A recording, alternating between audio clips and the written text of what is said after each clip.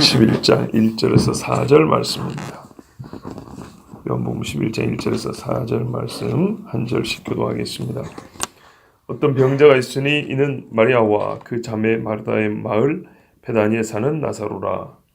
이 마리아는 향유를 집게 붓고 머리털로 주의 발을 닦던 자요 병든 나사로는 그의 오라비니라.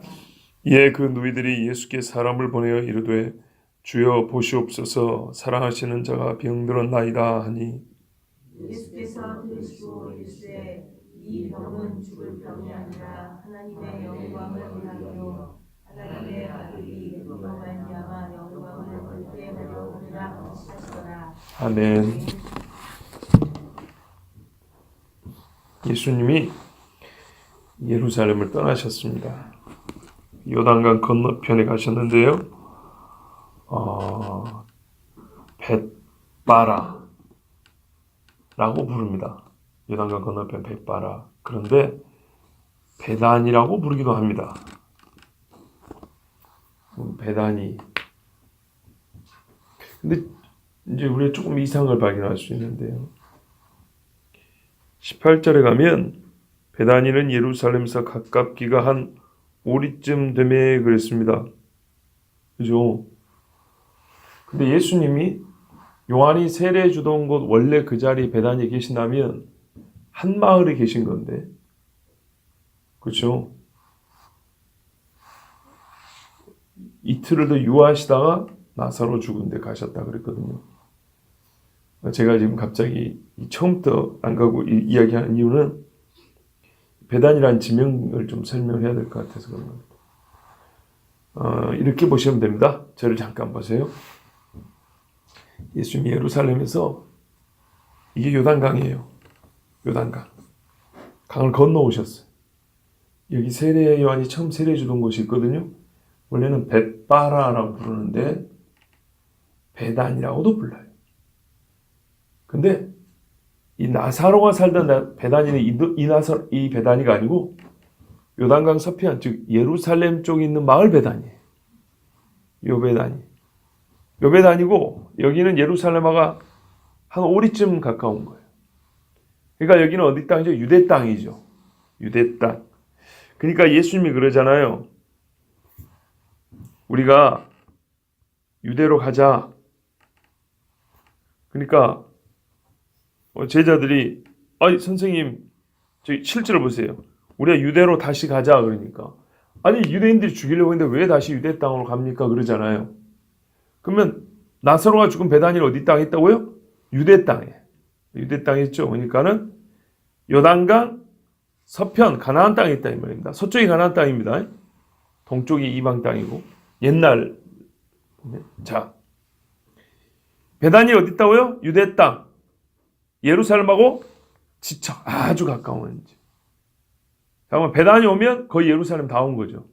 그러니까 6월절 엿새 전에 예수님이 이 베다니로 들어오셔가지고 그죠?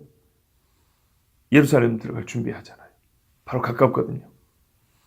그리고 요한이 처음 세례 주는 곳은 어디라고요? 본래 벳바라라고 하는데 사람에 따라 베다니라고 불러요. 요 베다니는 나사로가 사는 베다니가 아니고 강 건너편에 요한이 세례 주던 곳 지명을 베다니라고 부릅니다. 그러니까 헷갈리면 안 됩니다. 왜냐하면 요한복음 1장을 보시면 그 이야기가 나오지 않습니까? 요한이 세례 베풀던 곳 요단강 건너편 베다니에서 일어난 일이니라. 이렇게 돼 있죠. 우리 번역은 베다니라고 번역해요. 벳바라라고 베다니라고 해놨거든요. 그러니까 요한이 처음 세례 주던 것이 요단강 건너편인데 베다니라. 나사로가 죽은 것은 유대 땅인데 베다니라. 사람마다 한번 헷갈리겠죠. 성경이 틀렸다겠죠. 그게 아니라. 네, 원래 요단강 건너편에 요한이 세례 주던 것은 벳바라고 부르는데 이렇게 베다니라 부르기도 해요. 그러니까는 다른 베다니입니다. 자, 이 베다니에 나사로하고 마리아하고 마르다가 살았습니다. 마리아와 마르다는 나사로의 동생이고요. 근데 이 당연한 이야기를 왜 여기다 기록해 놨을까? 아니, 이게 제가 말을 잘못했습니다. 나사로가 병이 들었다는 이야기를 왜 지금 11장, 그러니까 10장에 이어서 이렇게 기록해 놨을까요? 그것은 시간 순서로 이때 일어났기 때문입니다. 그런데 일어났다고 해서 다 기록하진 않았거든요. 꼭 기록할 필요가 있는 것들만 기록했단 말이죠. 그렇다면 이 나사로의 병든 것을 예수님이 고쳐준 사건이 이 자리에 반드시 있었어야만 됐다는 뜻입니다. 어떤 자리죠? 예루살렘에서 사람들이 예수님이 하나님의 보내신 자라는 것을 믿지 않고 나와 아버지는 하나다는 것을 믿지 않고 예수님을 배척함으로 말미암아 예수님이 떠나오셨잖아요. 그 후에 이 사건이 있었는데 그래서 이 사건은 반드시 기록해야 됐다는 얘기입니다. 그 이유는 사실 4절에 잘 나와 있죠. 뭐라고 있습니까? 이 병은 죽을 병이 아니라 하나님의 영광을 위함이요. 그 다음요. 하나님의 아들이 이로 말미암아 영광을 받게 하려 합니다. 하나님의 아들로서 예수님을 인정하지 않았어요. 그런데 여기서 예수님이 이렇게 말하면 그냥 하나님이 영광을 받는 걸로 끝나는 것도 아니고 하나님의 아들의 영광을 받는 끝난 것도 아니라 하나님의 영광과 하나님의 아들의 영광을 딱 연결해놨어요. 나와 아버지는 하나이라. 이거를 마지막으로 보여줄 수 있는 가장 극적인 증거고 사건이었어요. 그래서 이 자리에 이 사건이 하나님의 섭리 안에서 일어난 겁니다. 죽을 병이 아닌데 왜 이 병을 걸리게 했단 말이에요. 하나님이 바로 이 일을 위해서 나사로에게 병을 준 겁니다. 자, 근데 이 마리아가 유명한 분이죠. 그래서 마리아 이야기가 나옵니다. 사실은 뒤에 나옵니다. 마리아가 향유 부은 이야기는. 근데 이 모든 일이 다 일어난 다음에 쓴 것이기 때문에 여기에 언급을 했습니다. 그러니까 누구 집안의 일인지를 말씀해 주는 거죠. 마리아는 향유를 주께 묻고 붓고 머리털로 주의 발을 닦던 자다. 6월절 여섯전에 예수님이 베다니에 오셨을 때 잔치를 했다 그랬습니다. 요한복음 뒤에 보면 나옵니다. 잔치할 때 마리아는 순전한 나드 한 근을 가지고 와서 예수님의 머리에 부었다. 이분과 머리털로 주의 발을 닦았다 그랬습니다. 그때 이 기름 부음을 예수님은 장례를 위하여 기름 부었다 그랬거든요. 그러니까 참 이게 중요합니다. 오늘 오전에 말씀드리겠지만 여러분은 좀 일찍 오셨기 때문에 복이 있습니다. 이 예수님이 10장 22절에 보면 수전절 절기가 있습니다. 그리고 떠나오시거든요. 그리고 떠나오시는데 이 떠났다는 말의 의미가 참 중요합니다. 그리고 세례 요한이 처음 세례 주던 곳으로 오잖아요. 그러니까는 하나님께 완전히 자기를 바쳤던 저는 성공하면 사실 제일 보고 싶은 사람이 세례 요한이라고 몇 번 말했거든요. 태어나기 전부터 죽을 때까지 완전 예수로 도배가 된 사람. 예수 외에는 그 사람의 의미를 전혀 찾을 수 없던 사람이잖아요. 그래서 나는 세례 요한을 보고 싶어요. 그러니까 완전히 하나님께 헌신된 사람이 사역했던 그곳에 와서 주님은 다시 예루살렘에 들어갈 준비를 합니다. 죽을 준비를 한다고요. 이 수전절 말 뜻은 봉헌의 명절, 봉헌의 절기거든요. 주님이 봉헌을 준비합니다. 그때부터. 자, 이 봉헌을 준비하는 그때 예수님 나사로를 살리셨고 그리고 그 참 의미를 아는 여인이 예수님이 자기를 드리는 그것을 알고 또 자기를 주님 앞에 헌신했어요. 헌신이 연결되는 그런 이야기가 이어지거든요. 자, 그래서 마리아는 참 훌륭한 신앙인입니다. 예수님을 닮은 것이죠. 어떤 의미에서요? 헌신으로. 그러니까 비상을 바쳤다는 얘기가 아니에요. 주님의 죽으심을 알고 자기가 할 수 있는 최상의 신앙 표현을 했어요. 주님을 향한 완전한 사랑의 표현을 했어요. 이것이 그리스도인에게 필요하기 때문에 복음이 증거되는 곳마다 이 여인을 함께 증거하고 기념하라 했어요. 이 여자가 복음이 아니라 뭐 때문에요? 복음을 받은 자는 이러해야 되기 때문에 완전히 주님 앞에 자기 것을 다 드리는 겁니다. 자, 또 이 말을 한 이유는요, 예수님하고 그만큼 가깝다는 뜻입니다. 너무 가까워요. 이 여인이 처녀가 총각의 몸에 이 자기 신체를 이렇게 맞닿겠다는 것이 전혀 음탕하게 보이지 않는 완전한 거룩함으로 연합되어 있는 그런 사람이 누구라고요? 나사로와 그 자매들하고 예수님의 관계입니다. 그리고 완전히 주님을 따랐고요. 주님을 모셨고요. 주님은 또한 그들의 집에 가셔서 머무셨고 그들의 공개를 기뻐 받으셨어요. 그러니까는 예수님이 이 집에 문제가 생기면 어느 집보다 먼저 달려가야 되고 도와준다는 것은 전혀 이상하지 않다라는 그런 것을 우리에게 그런 느낌을 줍니다. 자, 그런데 누가 병들었다고 그랬죠? 나사로가 병들었어요. 그럼 어떻게 해야 되죠? 예수님은 말 안 해도 가야 되죠. 그렇지 않습니까? 그런데 안 가셨어요. 사실은 강 건너니까 그리 멀지는 않아요. 강만 하나 건너면 되니까. 근데 예수님이 강 건너편에 계시다는 소리를 듣고 누이들이 사람을 보냈습니다. 이유가 뭘까요? 당연한 얘기죠. 오빠의 병을 고쳐달라는 얘기죠. 주여 보시옵소서 사랑하시는 자가 병들었나이다. 이 말에 간절함도 있지만 간절함보다는 주님의 사랑에 의지하는 것이 더 강하게 느껴집니다. 뭐냐면 그러니까 이렇게 말할 수 있잖아요. 우리 오빠가 죽어갑니다. 와서 고쳐주소서. 이렇게 말해도 되는데 고쳐주소서로 안 하고 당신의 사랑하시는 자가 병들었습니다.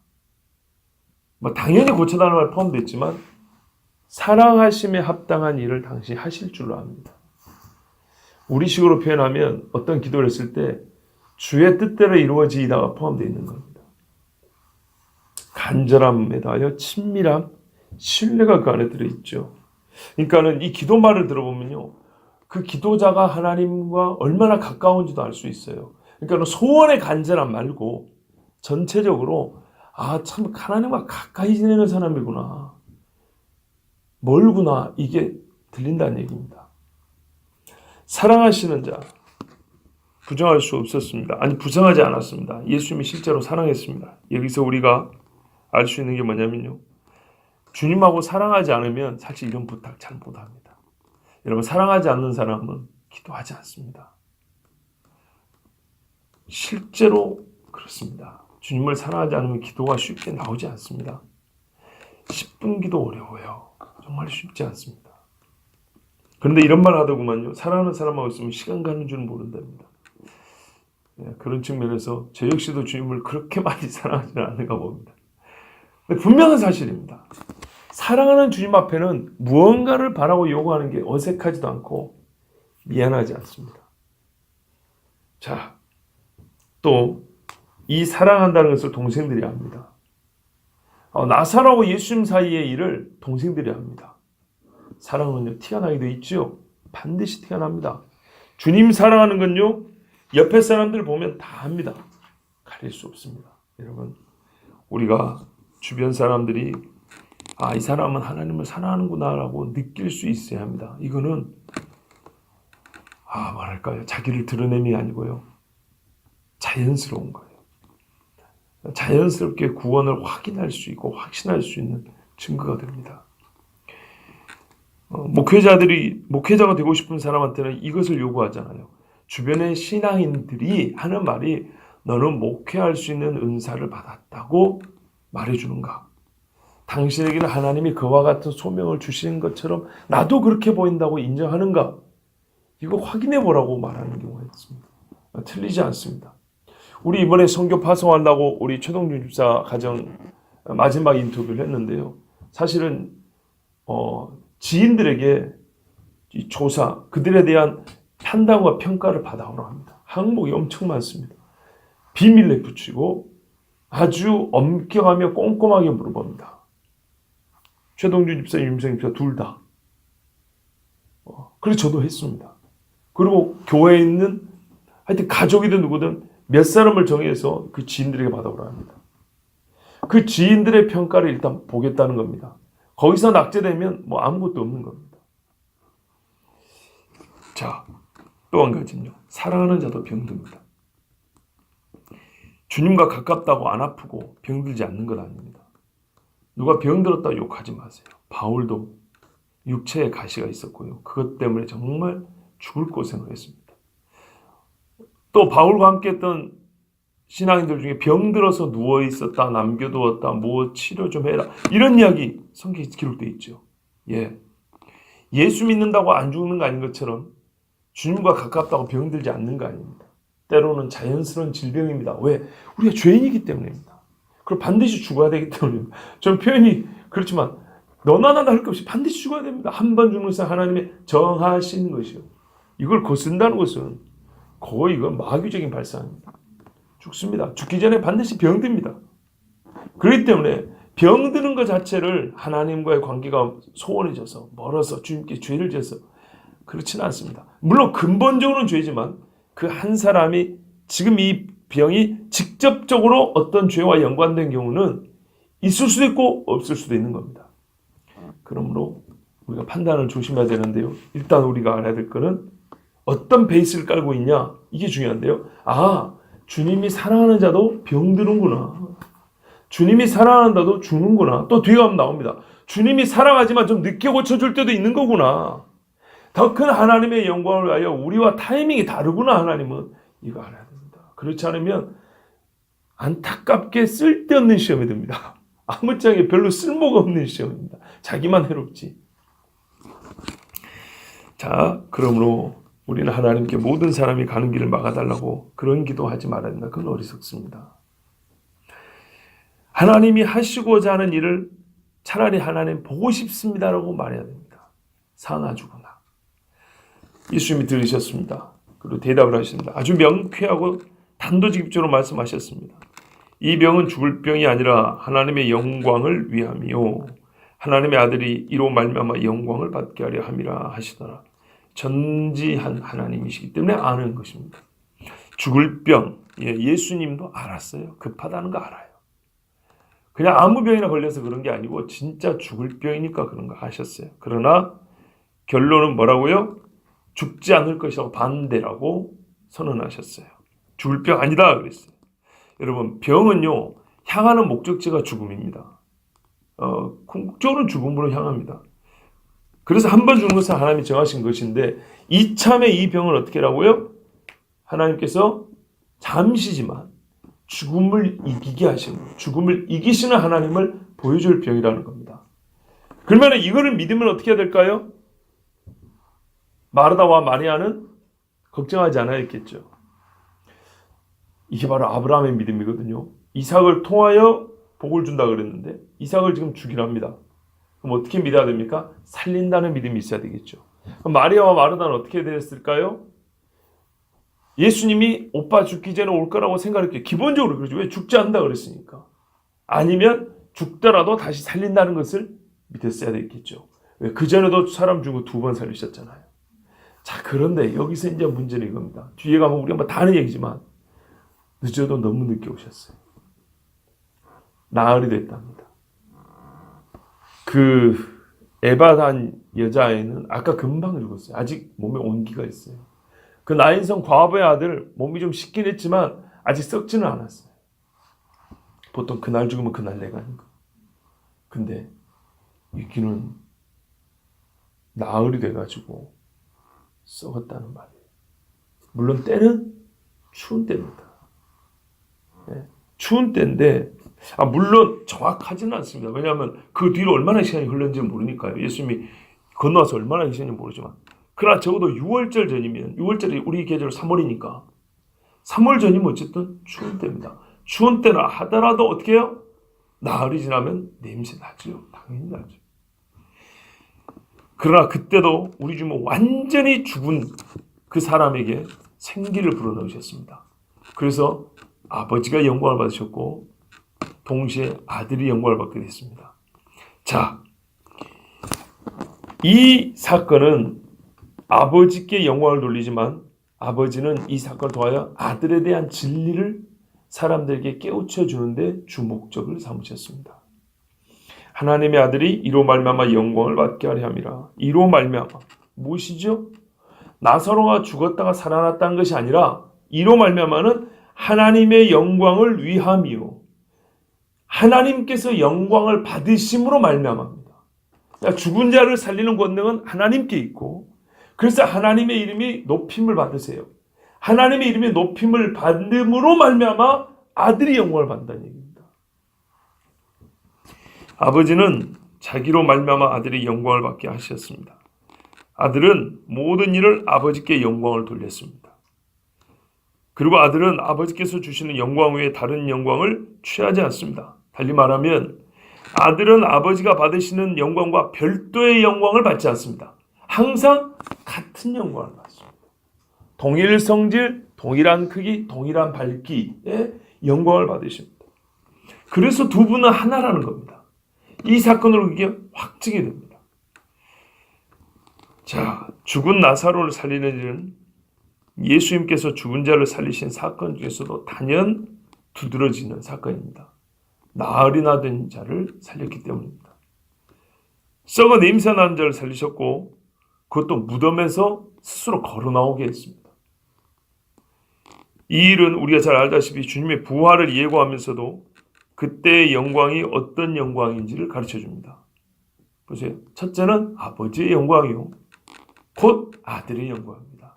그래서 성경에 보면 아버지께서 그를 무덤에 두실 수 없어 살리신 자 이렇게 되어 있고 또 그리스도께서 스스로 무덤이 그를 닫아주지 못하고 그리스도께서 친히 살아났다고 두 가지 표현이 있습니다. 예수님의 부활은 아버지가 살린 것이고 아들이 자기 권능으로 살아난 겁니다.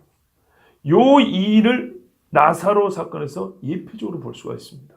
그래서 공히 한 영광을 한 분 하나님이 취하시는 겁니다. 자, 우리가 여기서 한 가지 더 생각해 볼 게 있습니다. 우리 눈앞에 불행하고 고통스러운 일들이 있습니다. 그 일들 중에 우리는 교리적으로 이렇게 배운 적이 있습니다. 하나님께서 자기 뜻을 행하시려고 우리에게 여러 가지 고난을 줄 때가 있어 그랬습니다. 근데 여러분 이거는 그냥 아무것도 없는 데서 나온 말이 아니고 오늘과 같은 이런 사건을 통해서 우리가 배운 말입니다. 하나님께 영광이 돌리는 일이 우리에게는 고난으로 주어지는 일이 있습니다. 어떤 의미에서 영광이 될까요? 이런 첫째는 하나님의 권능, 살아계심을 직접적으로 나타냅니다. 죽은 자가 살아났죠. 두 번째는요. 이 일을 겪은 본인입니다. 본인이 어떻게 되죠? 믿음이 더해집니다. 자기를 성결하게 합니다. 세상을 향해 담대하게 됩니다. 그런데 여러분 그것만이 아닙니다. 이 고난을 통해서 이겨내고 하나님의 살아계심이 나타나면요. 보는 이도 유익이 있습니다. 여기 나사로가 살아났을 때 함께 있던 자들도 다 기뻐했고 하나님께 영광을 돌렸습니다. 자, 여기까지는요. 최소한 하나님을 아는 자와 그 양심이 바른 자들의 이야기입니다. 그런데 한편 하나님은 항상 빛이 드러남으로 뭐죠? 어둠이 더 확실하게 또한 표가 나죠. 어둠에 속한 자들은 하나님의 빛이 드러나면서 어떻게 해요? 더 가리우고 그 빛을 없애려고 합니다. 그래서 나사로 때문에 예수 죽일 자들이 더 많이 생겼다고 했어요. 그래서 어떤 이들은 예수님이 영광 받으신 이 사건을 뭐랄까요? 사람들이 기억에서 지워보려고 나사로도 죽이려 하였다. 분명히 그렇게 말씀하고 있어요. 참 안타깝지요. 세상에는 이와 같은 일들이 동시에 벌어집니다.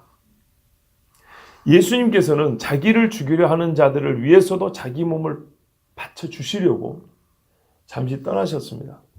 이게 6월절 어린 양의 첫 번째 뭐랄까요? 희생 과정의 첫 번째 절차가 그겁니다. 무리 중에서 한 양을 떼어냅니다. 예수님은 예루살렘에서 죽어야 되는데요. 거기서 죽기 위해서 그 예루살렘에서 잠시 떨어져 나옵니다. 양이 그렇습니다. 그 집에 우리에서 그 집에서 떨어져 나옵니다. 그러다 다시 죽기 위해서 그 집으로 들어갑니다. 이게 6월절 양이거든요. 요한복음에서만 예수님을 6월절 양이라고 부릅니다. 세상 죄를 위하는 어린 양이라고. 지금 그걸 보여줍니다. 수전절에 예수님은 자기를 봉헌하기 위해서 이제 성별의 과정 들어가셨습니다. 그 성별의 과정에 들어가셨을 때 그 중에서도 이 성별함이 그리고 이후에 있을 일이 무엇인가를 가장 빛나게 정말 확정적으로 보여주시려고 어떤 면에서 마지막 이 증거를 주신 것이 나사로를 살려주신 것입니다.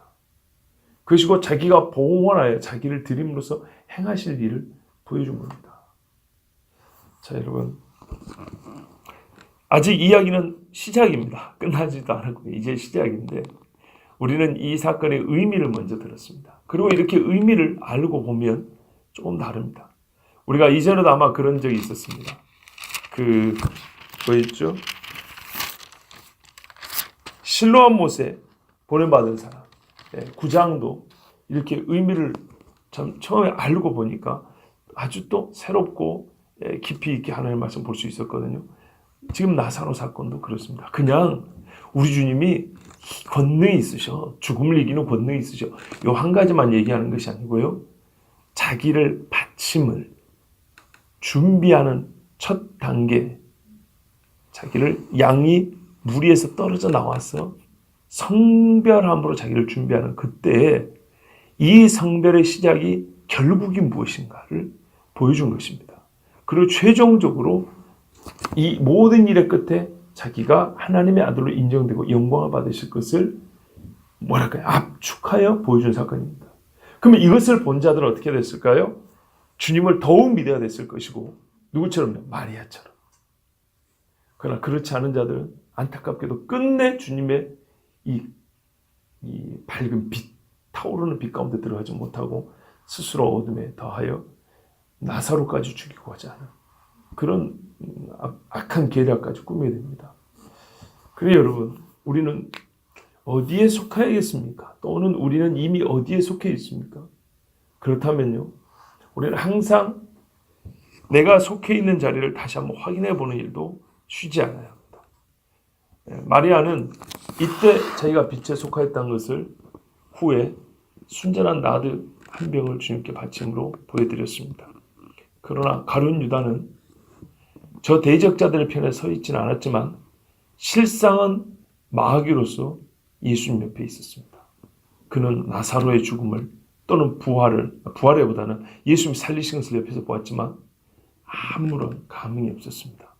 그는 도리어 곧 이 엄청난 사건 직후에 예수님을 팔 생각을 가졌습니다. 여러분, 빛과 어둠은 이렇게 갈립니다. 저와 여러분은 다 함께 진짜 우리 주님이 빛을 환히 비추실 때, 그 빛이 세상에 있을 때 진짜 주님 빛을 따르는 복이 있기를 바랍니다. 기도하겠습니다. 하나님 아버지 감사합니다. 오늘 빛 대신 우리 주님이 죽으시고 부활하신 날 우리가 다시 한번 빛 가운데로